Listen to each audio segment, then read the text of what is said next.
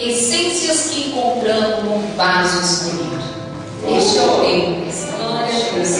Livro de Atos, capítulo 9, versículo 15, diz assim: mas o Senhor lhes disse: vai, porque este é instrumento para mim, escolhido para levar o meu nome perante os gentios e reis, bem como perante os filhos de Israel. Amém? Agora vai lá no livro de Salmos, capítulo 71. Vai ser rapidinho, né? Glória a Deus. Salmo 71, versículo 6.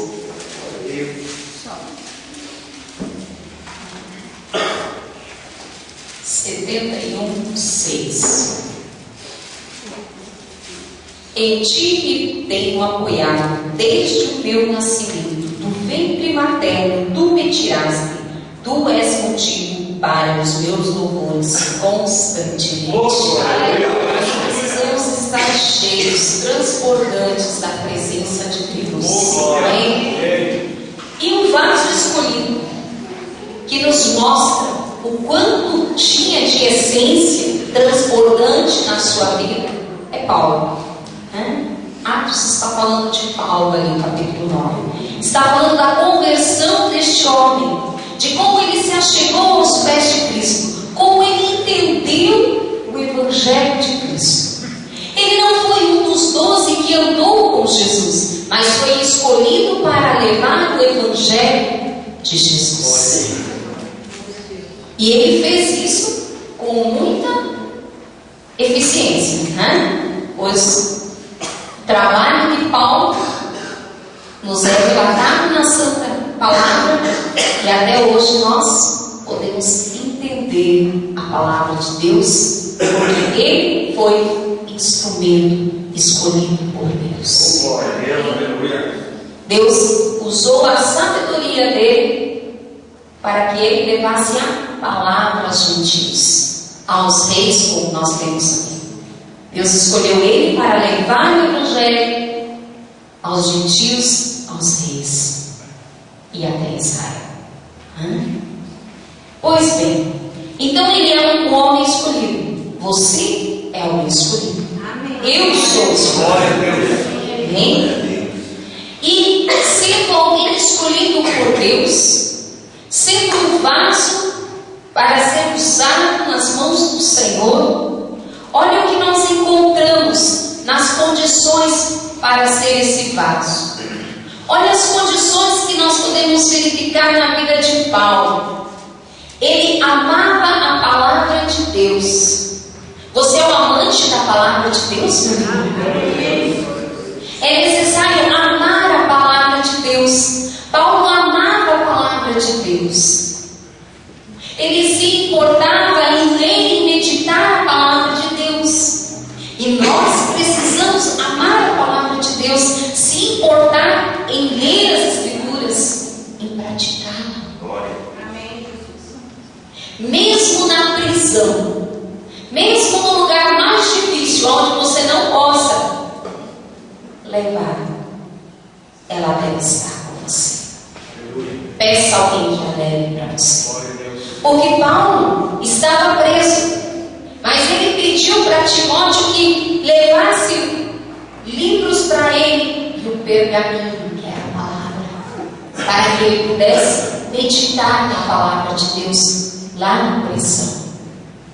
Então nós temos que amar a palavra de Deus de tal forma que nós não nos apartamos dela, mas damos com ela travada conosco. Irmãos, quantos versículos você sabe e decora? Você já memorizou algum versículo? Amém. É necessário memorizarmos, porque hoje vivemos num país que podemos ter a palavra de Deus nas nossas mãos. Mas já pensou se começarem a retirar todas as Bíblias? Como você vai ficar?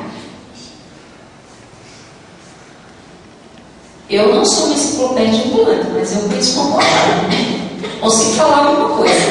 Mas nós precisamos, irmãos. Nós precisamos ter conhecimento da palavra de Deus. Nós precisamos saber recitar versículos. Isso é amar a palavra de Deus. Pelo menos o verso áureo da Bíblia.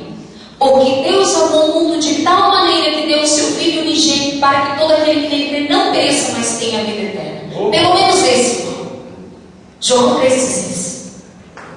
Mas tem alguns que gostam mais de João 3,10, né? Porque o ladrão veio para matar, roubar e destruir, mas eu vim para que tenham vida e vida em abundância. Diz Jesus.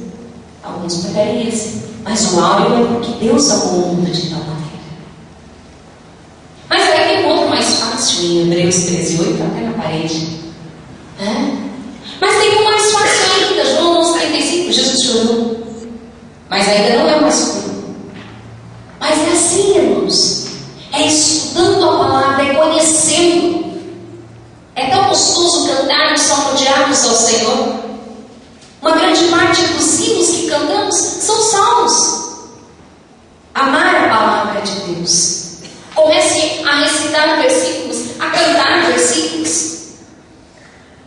Você está amando a palavra de Deus, está guardando ela no seu coração, mesmo que os homens arranquem de você as palavras escritas, no seu coração ninguém vai arrancar.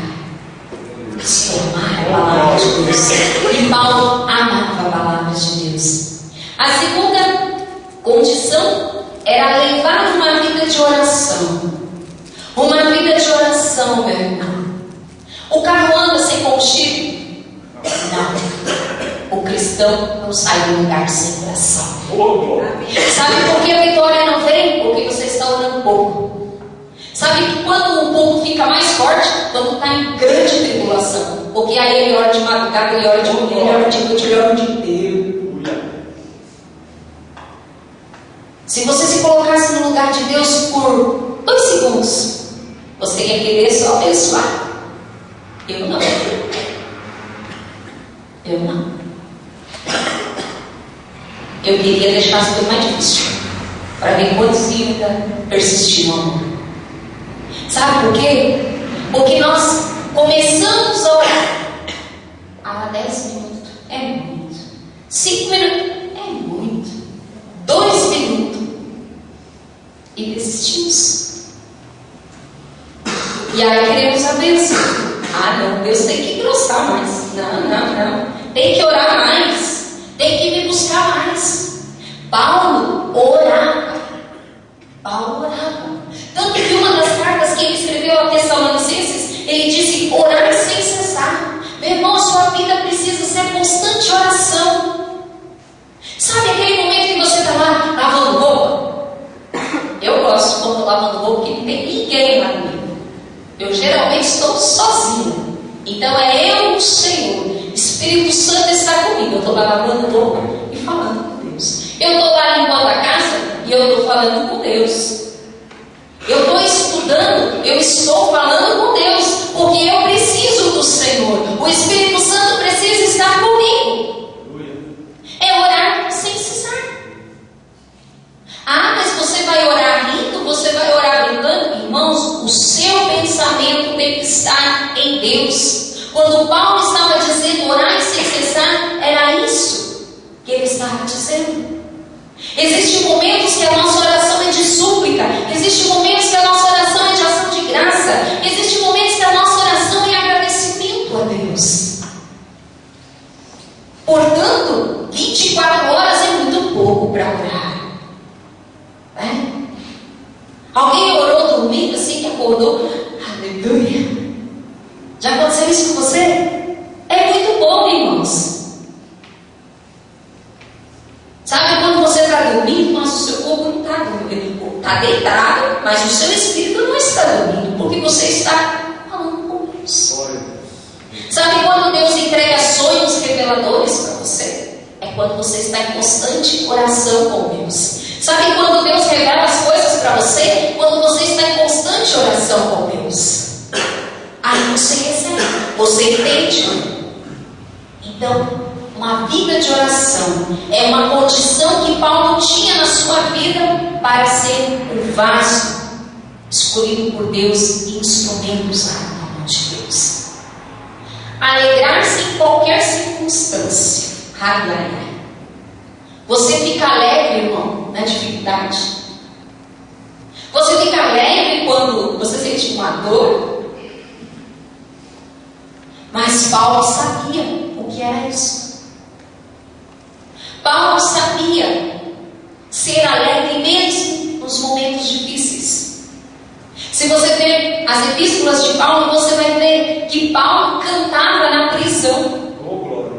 Você já pensou que você está preso? Naquela época, eles eram presos em pedras, aquelas correntes nos seus tornozelos e lá nas pedras, e algumas vezes até as mãos acorrentadas nas pedras. Pensa você lá no lugar de Paulo. Paulo e Silas cantavam e oravam ao Senhor. E o que aconteceu? Um grande terremoto houve naquele lugar. E eles foram soltos. Sabe, nos momentos mais difíceis da tua vida, é neste momento que você tem que se alegrar.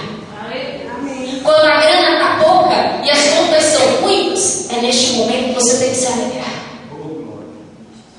Porque Deus proverá. Deus está comigo. Deus vai me dar solução. Deus vai me livrar. Deus vai abrir as portas para mim. Deus vai me dar saúde. Dor, você não vai me vencer. Você não vai me vencer. O meu Deus é maior. É assim. Paulo não tinha isso na sua vida. Paulo era motivado por essa alegria de expressar a glória de Deus sem olhar as circunstâncias.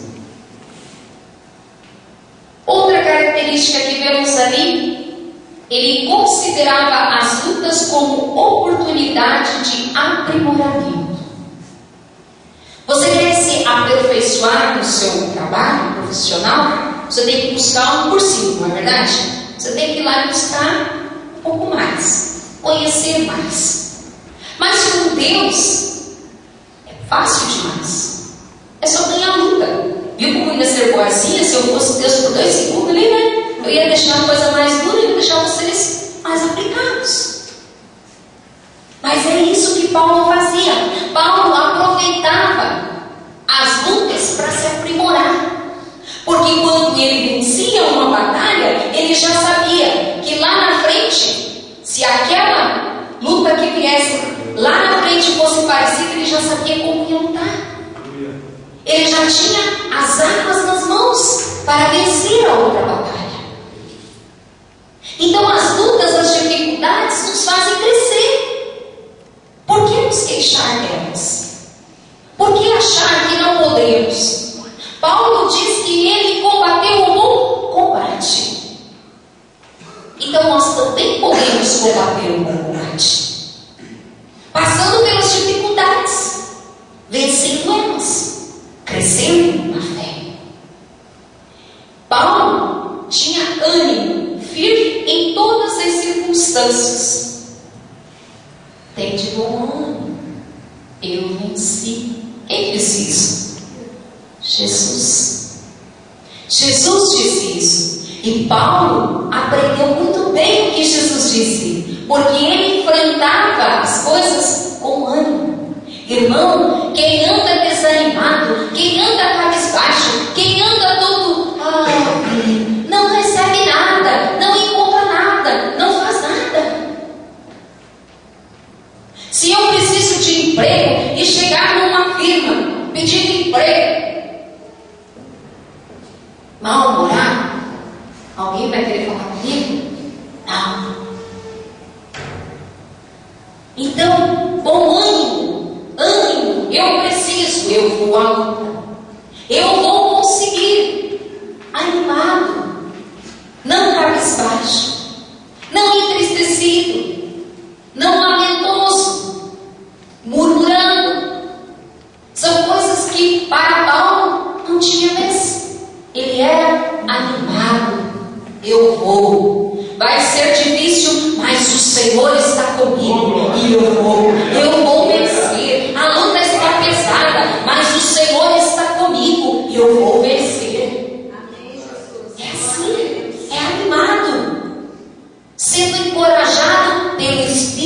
Santo de Deus. Porque Paulo foi encorajado pelo Espírito Santo para vencer. Amém? Objetivos definidos. Paulo sabia aonde ele queria chegar. Ele sabia o caminho que ele deveria traçar. Você sabe o caminho que você deve traçar, meu irmão?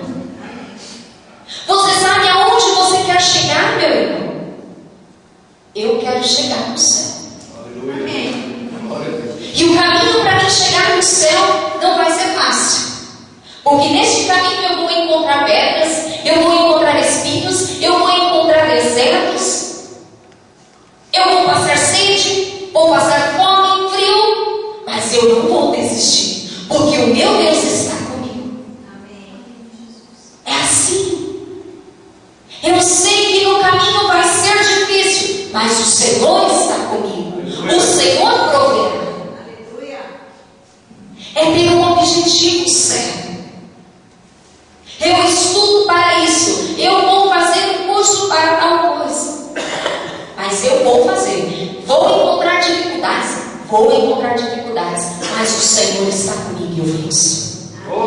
Eu vou alcançar. Objetivo. Determinação. Paulo era determinado em levar o Evangelho do Senhor Jesus. Custe o que custar, ele ia. Não importava quantas prisões, né? Até naufrágio. Mas ele venceu. Ele conseguiu acabar a sua carreira e guardar a fé. Amém. E aí eu digo para você, sabe quais são as essências da vida deste homem? Você conseguiu entender as essências? Sabe aonde estão as essências da vida de Paulo? Coríntios 13. Quando ele diz a fé, a esperança e o amor. E a maior delas é o amor. Esta é a essência que tinha na vida de Paulo. Esta é a essência que nós precisamos ter na nossa vida. Fé. Acreditar que o Senhor é conosco. Esperança. Que nada vai impedir de alcançarmos a nossa vitória. E o amor. O amor do nosso Deus para conosco. O amor de Deus para conosco e para com os nossos semelhantes. Esta é a essência que tinha na vida do apóstolo Paulo. E esta é a essência que precisamos ter na nossa vida hoje. Você é um vaso escolhido? Você está pronto para pregar a palavra de Deus? Você está pronto para trabalhar na seara do Senhor? Você está pronto para ganhar as almas que o Senhor quer que você ganhe? Amados, o tempo está passando, o Senhor está voltando, e a nossa missão? Temos feito? Temos levado de qualquer jeito? Temos sido egoístas? Salvação, o amor de Deus. Eu conheço o amor de Deus, tá bom. E o meu irmão? E o meu vizinho? E o meu parente? E o fulano lá? E o meu plano? Como fica nisso? Eles também precisam conhecer este amor. Mas eles só conhecerão este amor quando nós tomarmos posse dessa essência que tinha na vida de Paulo. Custe o que custar, eu vou levar o amor de Deus aos outros. Eu vou pregar este amor. Eu vou viver este amor. Eu vou mostrar para as pessoas o quanto é bom o amor de Deus. O quanto é maravilhoso estar na proteção deste Deus Todo-Poderoso. É isso. É isso. Ser um vaso. Ser instrumento do Senhor. Ser colocado nas mãos do Senhor para que Ele venha nos moldar. Somos todos homens cheios de defeitos, cheios de imperfeições. Mas o Senhor nos conhece, nos ama como somos e nos usa assim. O Senhor não vai mudar você para usar você, não, irmão. Se fosse assim, Pedro, que é considerado um dos discípulos mais difíceis do Senhor, ou que, veja só, no momento de ira, ele só arrancou a orelha do soldado. Só arrancou a orelha. O Senhor Jesus o amou daquela forma que ele era. E disse: Pedro, não faça isso, Pedro. Foi lá e colou de novo o corpo, né? O Senhor amou Pedro, que era uma pessoa difícil. O Senhor ama cada um de nós. Amém. E Ele vai usar-nos da forma que nós somos. Desse jeitinho que você é. Um é mais meio, outro é mais explosivo, outro é mais assim, outro é... Do jeito que você é, o Senhor te ama e vai usar você. O Senhor vai usar você com a capacidade que você tem. Qual é o trabalho? O que eu vou fazer? Pregar a palavra de Deus. Pregar a palavra de Deus. Como eu vou fazer isso? Como que Paulo fazia, meus irmãos? Paulo era uma pessoa que tinha conhecimento, uma pessoa estudada e falava muito bem. Mas com certeza, alguns dos que estavam com Paulo, alguns que foram determinados para ajudar no crescimento da igreja primitiva, não falavam tão bem quanto Paulo, não tinham o mesmo grau de instrução quanto Paulo, mas mesmo assim entenderam o chamado do Senhor e levaram a palavra de Deus. Vivemos em tempos onde muitas vezes nós precisamos correr muito atrás do escuro. Mas saiba, o Senhor não procura a sabedoria do homem. O Senhor quer abençoar a tua vida e usar você com a sabedoria divina que vem do alto. Por isso ler a palavra, por isso orar, buscar em Deus para saber falar do amor de Deus. E como que eu faço isso? Testemunhando o que Deus fez na minha vida. Qual é o teu testemunho? Da onde o Senhor Jesus te tirou? Aonde foi que o Senhor te encontrou? Paulo foi na cidade de Damasco. O Senhor me encontrou na cidade de Cascavel. Aonde o Senhor Jesus te encontrou? Aonde foi que Jesus te chamou? E hoje o Senhor diz para você: levanta-te e vamos trabalhar. Amém. Levanta-te e vamos fazer esta igreja crescer. Com a unção do Espírito Santo, com o poder que eu derramo sobre a tua vida. Vamos trabalhar, vamos crescer, prosperar. Porque isso agrada a Deus. Amém.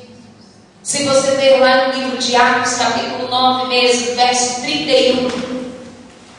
Olha só o que o Senhor deixa ali para nós. Olha a grande revelação que Deus coloca aqui. Paulo já havia sido chamado, já havia sido escolhido. E agora Paulo começa o trabalho. Olha o que diz o verso 31. A igreja, na verdade, tinha paz por toda a Judéia, Galiléia e Samaria, edificando-se e caminhando no temor do Senhor. E no conforto do Espírito Santo crescia em número. E é isso que o Senhor Jesus quer fazer nas nossas vidas nesta noite. Amém. O conforto do Espírito Santo nas nossas vidas vai fazer com que nós ganhemos almas para o Senhor. Ganhemos almas. Paulo iniciou o trabalho na primeira igreja, na igreja primitiva, na igreja do tempo de Paulo. E nós estamos vivendo o nosso tempo. E nós também somos instrumentos do Senhor. Aleluia. Que você possa, meu irmão, ganhar almas para o Senhor. Que você possa ser cheio da presença de Deus. Que a essência da fé, a esperança e o amor estejam na tua vida. De tal forma a transbordar e alcançar mais vidas para o Senhor Jesus. Que o tempo não passe simplesmente por passar. 2013 já está acabando, irmãos. Estamos no dia 22 de agosto. Já foi mais da metade do teu trabalho para o Senhor? Quantas vezes você testemunhou do amor de Deus da tua vida a outros? Quantas vezes você disse para alguém: posso orar por você? E a pessoa: não orar? Não, isso é. Irmão, orar.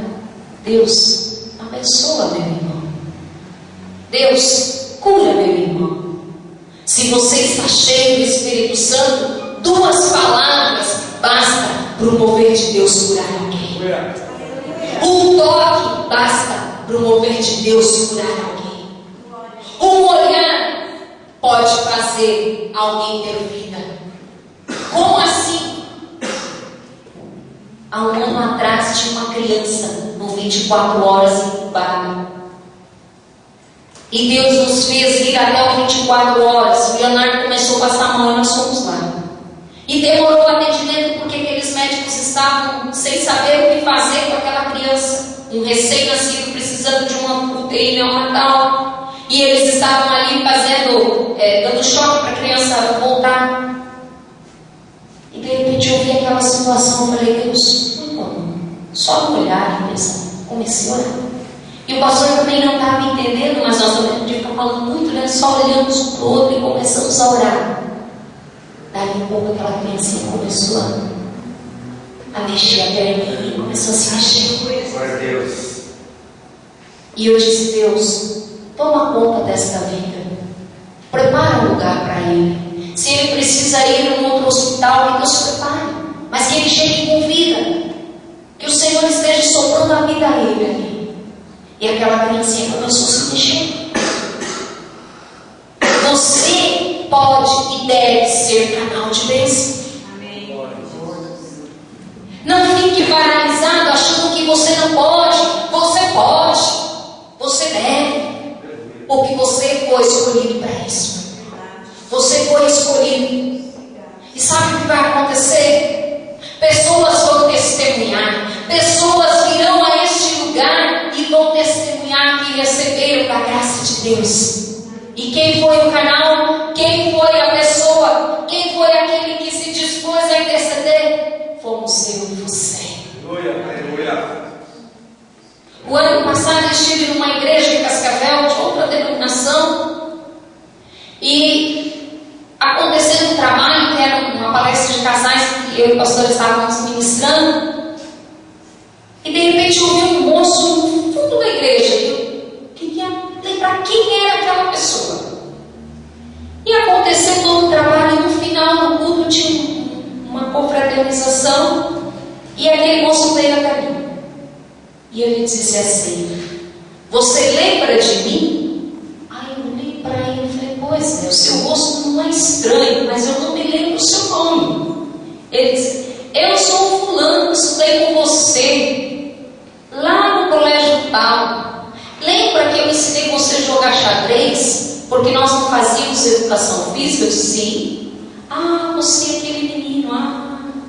Sabe, você falou para mim que o Senhor ia cuidar de mim naquele leito, quando eu precisei fazer novamente cateterismo.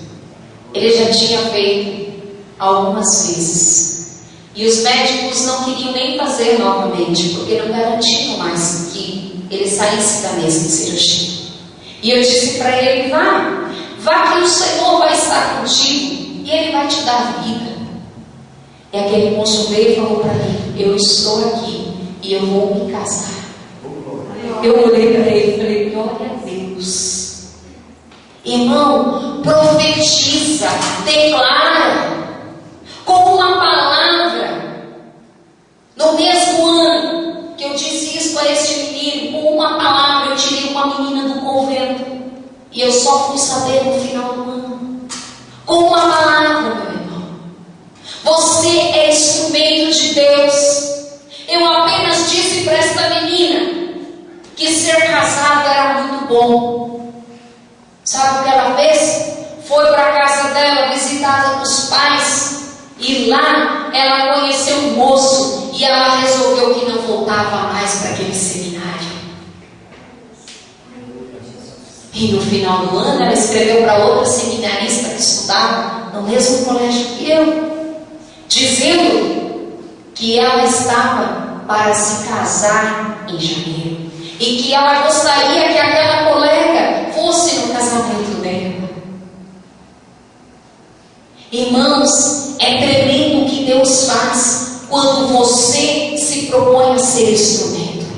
Por isso, seja instrumento do Senhor, seja realmente um vaso escolhido por Deus, instrumento nas mãos do Todo-Poderoso para abençoar, para tirar as pessoas que estão na lama, tirar da vida elas, tirar as pessoas que estão quase entrando no inferno. Você vai e tira com uma palavra, com uma oração, com uma atitude. Você pode. O Senhor te escolheu para isso. É só lermos a palavra, orarmos, nos colocar na presença de Deus, buscar o Senhor constantemente, louvá-lo constantemente, que estas coisas acontecerão. Testemunha, fala do que Deus fez por você.